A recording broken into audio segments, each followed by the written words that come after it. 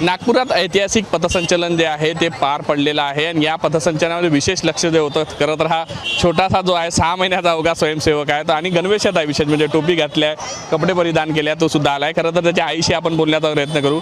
संघाचा एक वारसा राहिला पत्के कुटुंबाला, हा कितवा पिढीतला? हा 4थी पिढी आहे.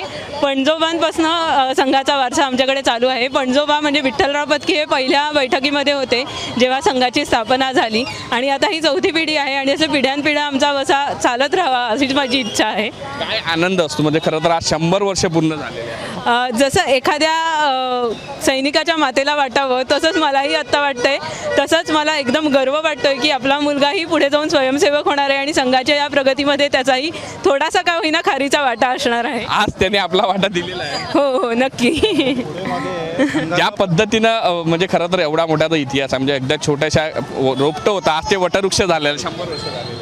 हो आणि त्याच्यामध्ये आपल्या मुलाला सहभाग घेता येतोय ह्याच्यासाठी मला खूप गर्व वाटतो. नक्कीच पत्की कुटुंबाचं मोठं योगदान जे आहे संघात राहिलेलं आहे आणि तो पाहू शकतो आपण कशा पद्धतीने छोटासा स्वयंसेवक जो आहे आपल्या गणवेशात या ठिकाणी सहभागी झालेला आहे आणि या सगळ्याचा आनंद जो आहे तो कुटुंबाने आहे. खरं तर पत्की कुटुंबाचं मोठं योगदान संघाच्या सगळ्या कार्यांमध्ये राहिलेलं आहे आणि त्याचीच पुढची पिढी जी आहे ती सुद्धा आपल्या संघाला योगदान देण्यासाठी जी आहे ती पुन्हा या संघाच्या पथसंचलनाच्या कार्यक्रमात सहभागी झालेला आहे. अमेय असं त्याचं नाव आहे. व्हिडिओ जर्नलिस्ट सौरभ बोलेसह पराग डोबळे, साम टीव्ही न्यूज, नागपूर.